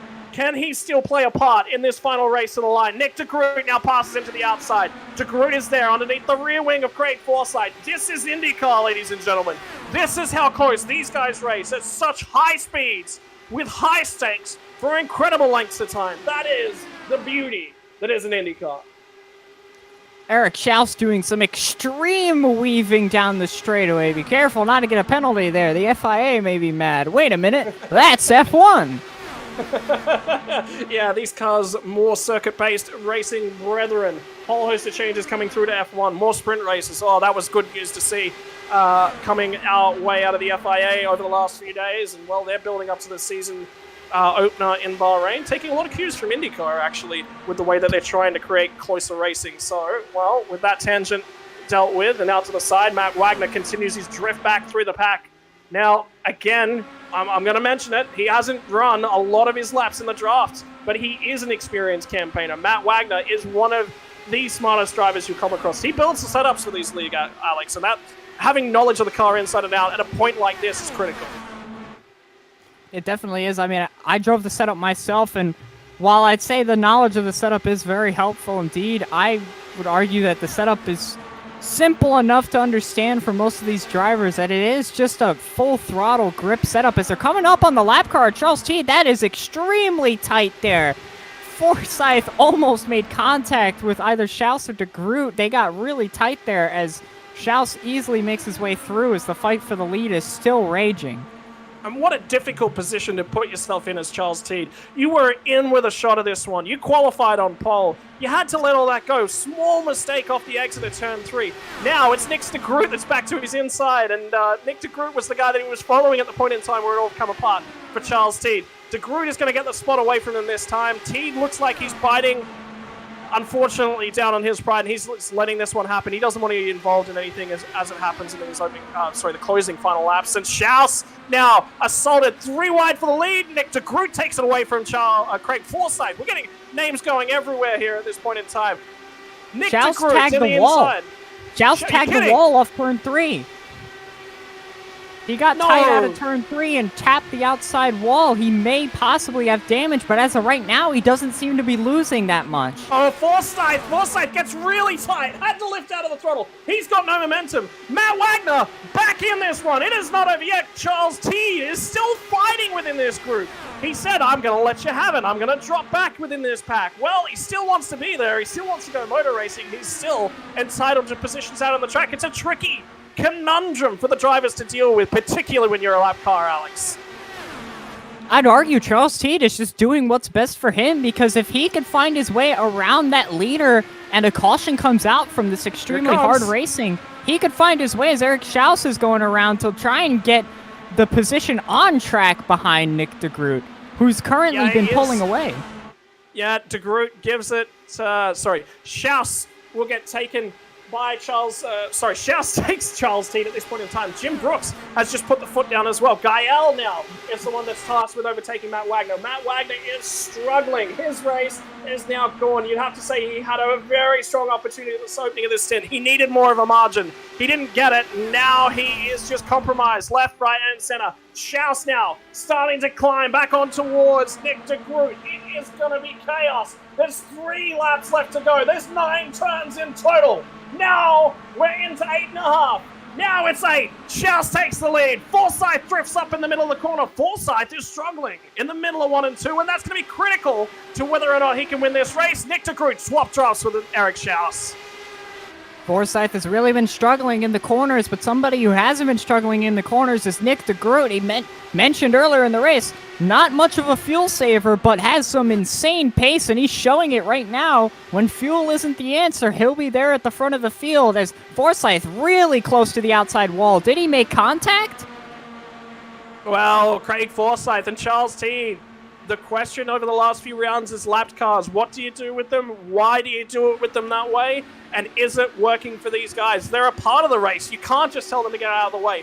2 laps now left to run. There's 5 corners left in this race. Eric Schaus is at the lead. Now it's Nick De Groot. Charles Teed will follow him through. Will Teed play a factor? Is Eric Schaus about to win a race? It's been a long time for Eric Schaus since he's won. He's led a lot more laps here today than he has in a good while. He's had the pace. He's been a little bit unlucky on restarts. Now, with 1 lap left to go, 3 turns, 40 seconds remain in this motor race. Is it Eric Schaus? Well, Eric Schaus is making the move. Schaus to the inside. Lead. Nick De Groot tries to come back down. He tries the crisscross. Will look to get underneath him. Forsyth building the momentum on the high side. Schaus and Nick de Groot side by side. Last turn. There's 2 turns left to go. Now there's one. Eric Schaus on the high side. Looks for a draft. Craig Forsyth going to cut him off. Schaus cannot come down the track now. Where does de Groot run? Forsyth looking to stick his nose in there. Forsyth won't get it. The run on the high side for Eric Schaus. One final stretch is Nick de Groot. He goes back to back. Area 51 yesterday, and Eric Schaus will miss out. Nick de Groot takes 1 yesterday in the IR18 in Area 51. He takes 1 today in the DW12. And what form it's been over the last few weeks for Nick de Groot. He will extend the championship margin. And where did Matt Wagner cross the line? He ran out of fuel. Matt Wagner crossed in P9. That was the crucial thing we were watching for when he made that pit stop, was will he make it to the end? And disaster struck. Not only did he run out of fuel, but his championship rival, Nick de Groot, wins the race. That gap at the front of the point standings is going to be massive. And to credit Nick de Groot, that was some fantastic positioning on the last lap to put the drivers behind in a circumstance that they could not get out of. And that's the biggest thing, isn't it? It's on the last lap, it's about positioning your car in one of the most difficult spots for other cars to punch their way through. And that's exactly what he did coming into turn 3. That margin could have been built on the top side. And, well, Schaus had to go. This race went right down to the wire in terms of fuel strategy, in terms of how you look after the tires, in terms of when you got to the front, in terms of your drafting partners. Every single aspect of this race here at Legacy Pocono in the Dark Horse DW12 League. It was examined by the drivers tonight. Nick de Groot came out on top. That was the definition of a race here at the Pocono Raceway, especially here at the Legacy track. Hard racing, bumpy racetrack, tight corners, and just seemingly drivers that just would not quit even when it looked like it was over. Matt Wagner, for most of this race, dominated. Looked like he was way out in front, but Pocono showed its teeth. Fuel was the important answer to the question of Matt Wagner winning this race. He could not answer it. Nick de Groot did, positioned himself well, and wins this race. And it was critical from Nick de Groot, the crossover. He had to let Eric Schaus get ahead of him going down into turn 1. As a race driver, it's the last lap of the race. You got to be cool, calm, and collected, and it's the most difficult period of the race to be so. Why? Well, in a few corners' time, the winner will be decided. He gets to the inside, he picks a little bit of the draft up, gets the run, but most importantly, the track position. He has priority through this tunnel turn right here. That's what run the race. He let Schaus go down into turn number 1, and he made sure he had the momentum off of turn 1, and that was absolutely critical. That gave him the race win, Alex. Almost as crucial as that is Forsyth as well, finding position on the inside of the tunnel turn inside of Schaus. Had Schaus been able to back up and get behind de Groot, he might have been to the inside and been our winner into turn 3, but Forsyth, with the position he was in, stopped those two drivers from finding their way around de Groot, and de Groot is our winner. Wow, what an introduction to the Dark Horse DW12 series for Alex Kolonix. Well, you thought that was enough. Now you get to talk to the drivers that were indeed involved. We are going to have Craig Forsyth here on standby in just a few moments to have a chat to us about that race. He sounded a little teed off in the driver's chat, I will say. I think he was looking for a little bit more drafting support, but we'll chat to him about it right now. Hey Craig, it's Scott and Alex up here in the FRN booth. Have you got us?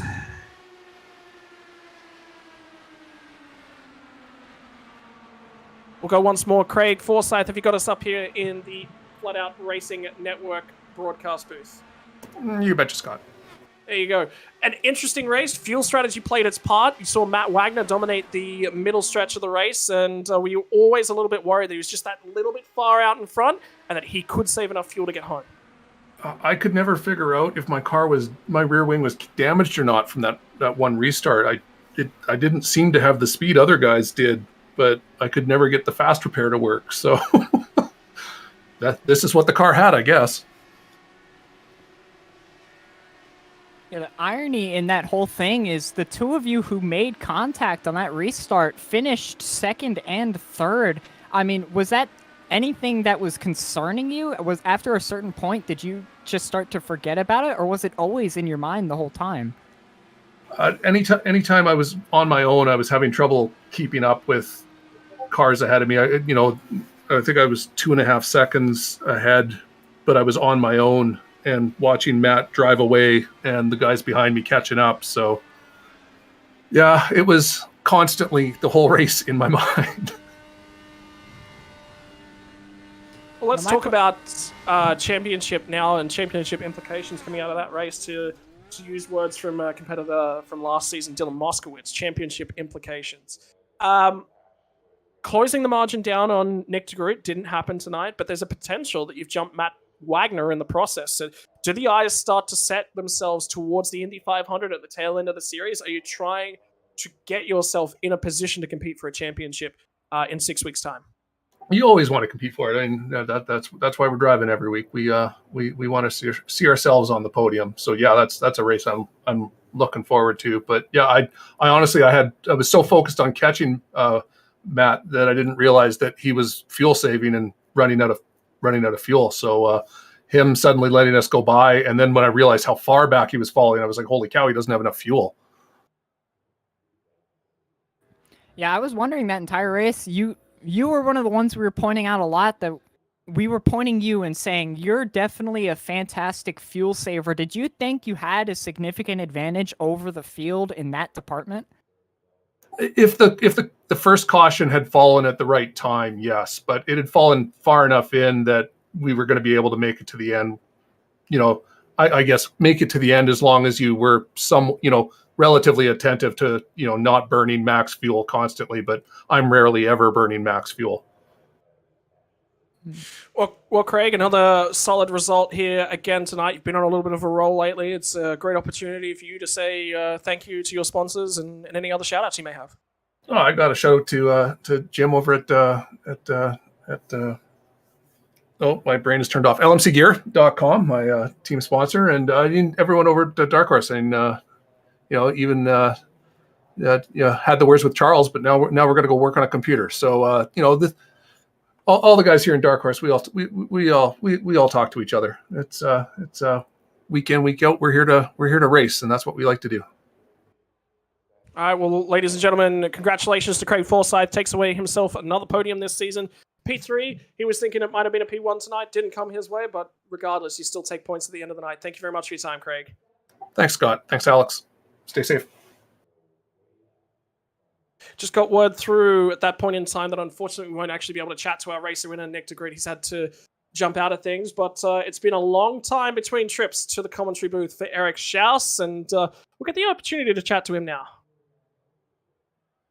Hi, Eric, Scott, and Alex up here in the FRN commentary booth. That was a cracking race. You had to feel your heart sink to the floor on that restart, though, with the incident with Craig Forsyth. Yeah, absolutely. I just mistimed that. I knew that the leader had gone, so I jumped, and I didn't expect Craig to take quite as long as he did. So that was my fault, running into the back of him there. I immediately hopped out of line and tried to do the walk of shame. So I'm glad it worked out for both of us. Neither of us took any damage from it, it seemed like. Closing up. Sorry, Alex, I'll give you the opportunity now. Hey, don't worry. It's fine. If you got questions, you got questions. But if you're giving me the opportunity, I want to ask you a question. There at the end of the race, I mean, for most of it after that restart, you were not in position to get the win of the race. As a matter of fact, you weren't even in the pack following Matt Wagner. But what did you have to do throughout the pit cycles and your on-track performance to find your way into that position at the end of the race? Well, a lot of the race for me was fuel saving. I was just trying to go a little bit longer, so I had tires and fuel at the end, or at least options. They worked out okay. I was trying to stay with the packs. One of those pits, I left my pit limiter on coming out of the pits, and that cost me a couple seconds, which dropped me back to the one of the previous packs. But then from there, I just worked with Nick, and we were able to catch back up to the lead pack, and from there, it was anybody's game. Look, I mean, it's been a long time between trips to the podium. It must feel like a relief to get a P2 crossed off, but you kind of got to feel a little bit aggrieved. You look like probably one of the stronger cars there at the tail end of the race. Did you feel you had enough to take it to Nick de Groot? Yeah, I mean, I had a rough start to the season, so it's nice to be on the podium here. Nick's really strong at this track. I also really enjoy this track. I tend to have a good finish here. But with me, Craig, and Nick all up front there, I decided to just work with Nick and secure a second, and not and try to battle off Craig in the back there. And if it worked out that I was in the lead coming through 3 there at the end, that would have been nice. But it just worked the other way, and Nick got the win there. Well, congratulations once again, Eric. It's an absolute pleasure to see you doing so well once again. It's really good to see coming out of you the return to form. So, is there anyone that you have to thank right now for assisting you with getting back to speed that you've showed in previous seasons? Yeah, just thanks to the league for putting these on. The more you run, the better you get. So it's nice to have this series to run in, and then thanks to you guys for the broadcast, and thanks to the admins and everybody out there watching. Appreciate it. Thank you very much for your time, Eric. Go celebrate a little bit and enjoy things there this evening. Congratulations on another podium. Yeah, thanks, guys. Well, Alex, a long night comes to an end, and that's your first taste of the Dark Horse DW12 League. A lot of notes to take away there, and an interesting race, back and forth. Fuel strategy, a big part of that one. Yeah, I saw for sure the massive impact of fuel strategy there at the finish. I wasn't sure how much of an impact it was going to be at the beginning, especially considering what numbers we had that were given. But that one caution really made things interesting for these drivers and made it a lot tighter than I expected it to be. Even though haven't got Nick de Groot here to chat to for the race win, unfortunately, this evening, I actually do want to reach out to someone and just see if he's available for a quick chat. That's going to be Matt Wagner, because he's not an emotional guy. He feels aggrieved a little bit this season. It hasn't been his season, and I'd like to have a quick chat to him and see what he thoughts. Matt, it's Scott and Alex Kolonix up here in the FRN broadcast booth, mate. It's a disappointing result, unfortunately, this evening. But man, I thought, he's got it. This will be win number 3 for Matt, and you were looking like you were going to have a great night there. And fuel. Can't get home without the fuel. It is what it is. I was a half lap short, so I was kind of banking on Charles when he came out of the pits during that last pit stop cycle. I was going to save right behind him, but unfortunately he was too slow to follow when he came out, and it was like, dude, I was like, I'm going to give up all that time. I just can't afford it. I tried to see if I could push an extra lap. I saw like 0.6. I'm like, damn it. So I'm like, if I would have somehow made that one extra lap, we have been talking to you in victory lane. One thing I was interested watching the entire race is, unlike most of the other drivers in the field, you ran a very consistent, steady pace over your runs. You pretty much never dropped below a 1/10 of your initial lap time. So I'm curious of what that consistency was for you, and during those, were you ever thinking, I need to fuel save now, or was it just go up until later in the race? Well, it was up until later in the race. There was one certain point where I did follow Charles there, and I was fuel saving right behind him, which I saved an extra lap, which is great. So I was kind of banking on him to come out there, but the consistency lap times, I tried to keep it in 5th gear. If I got it in 6th gear, the guys were going to eat me alive. I just can't afford the lost time. During that last stint, I tried to see if I could put it in 6th gear to save a little bit more fuel. And I was watching my lap times drop, and it sucks. It's unfortunate, but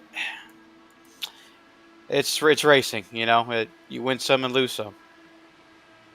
I mean, talk to us about the emotions that go through your mind, A, during a race when you realize that you're going to be short on fuel, but also B, you've had probably one of the most polarizing seasons.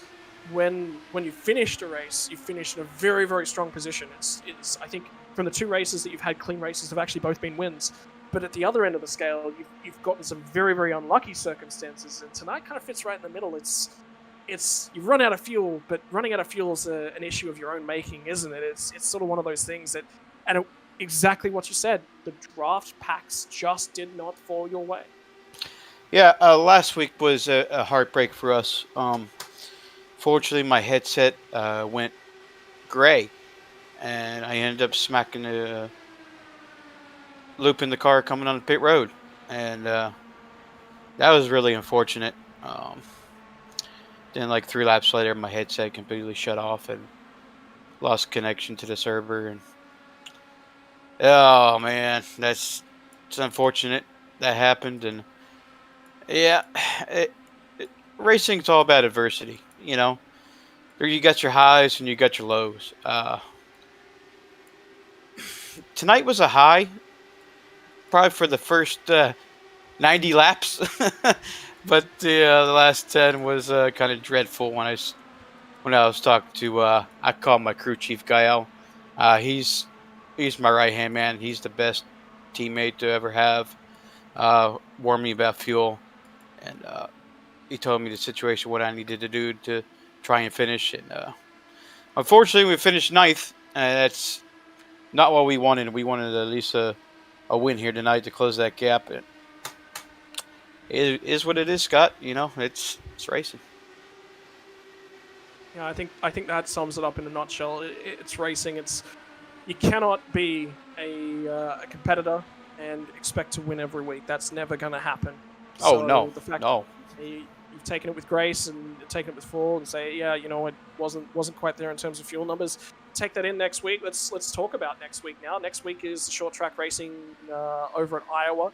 And it starts the run down to the championship finale at Indianapolis. So we are now past the halfway mark of the season, and Nick's got one hand on the trophy. Don't forget, I'm not going to give my hopes down, okay? Because we got double points races coming up, so I am not going to cry over spilled milk. There's plenty of opportunities to gain more points back. So would you cry over a spilt milkshake though? Chocolate milkshake. Yeah, I'll be jealous. I personally like strawberry. That's just my favorite though. Yeah. So, like I said, it's racing. I love the short track scene. It's my favorite. I love Iowa and especially Richmond. It's a great, consistent track. You have to hit your marks right every time. If you don't, you're going to, especially in these cars, in these cars, they got high downforce and you're going to burn the tires up. If you're not consistent enough and you eat your tires alive, everybody's going to eat you up. So, we'll be practicing over the course of the week, put some laps in. All right, well, I just wanted to say a big shout out to you, Matt. Thank you very much for your time. Obviously, after a hard night of racing, and it's not always the easiest to talk to people immediately after that get interviewed. But this is your opportunity to say a few words about the people that are around you that make this possible. Oh, well, unfortunately, I love my teammates. I love Jim and Gael. They are the best group to ever have side by side with me. And like I said, Gael is best crew chief ever. I got to thank Air 51 Dark Horse for putting this on the show. Teed and Eric Peterson, the setup was amazing. They put a very good setup. I really enjoyed it. But unfortunately, not a win today. But, I'm not going to hang my head low and go off into the sunset. We got some pretty highs today, so looking forward to next week.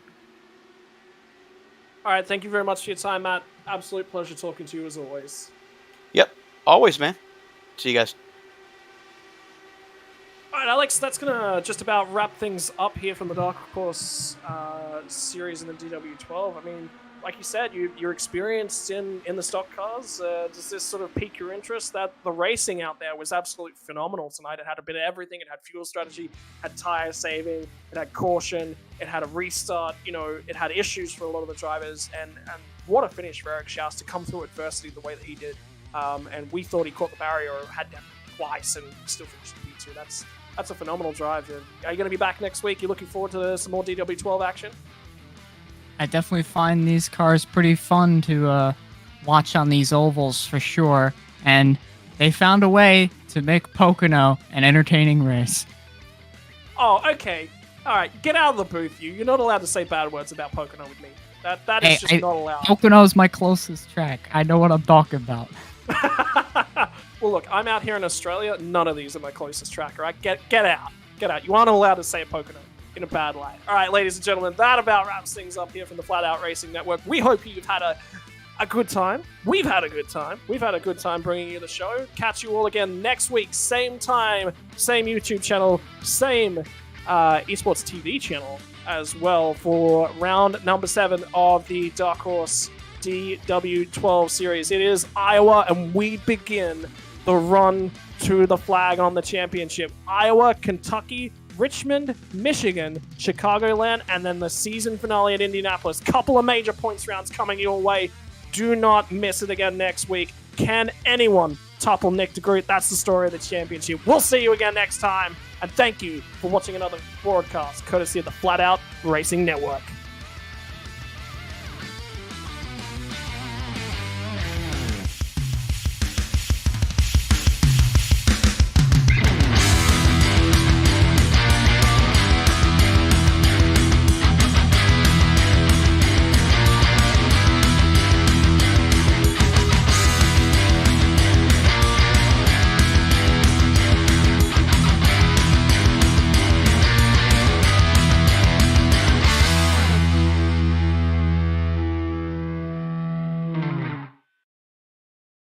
This broadcast is the copyrighted work of Flat Out Racing Network and may not be rebroadcast, retranslated, or used in any form without the express written consent of Flat Out Racing Network and iRacing.com Motorsports Simulations. Flat Out Racing Network would like to thank you for your support, and we hope you enjoyed tonight's broadcast.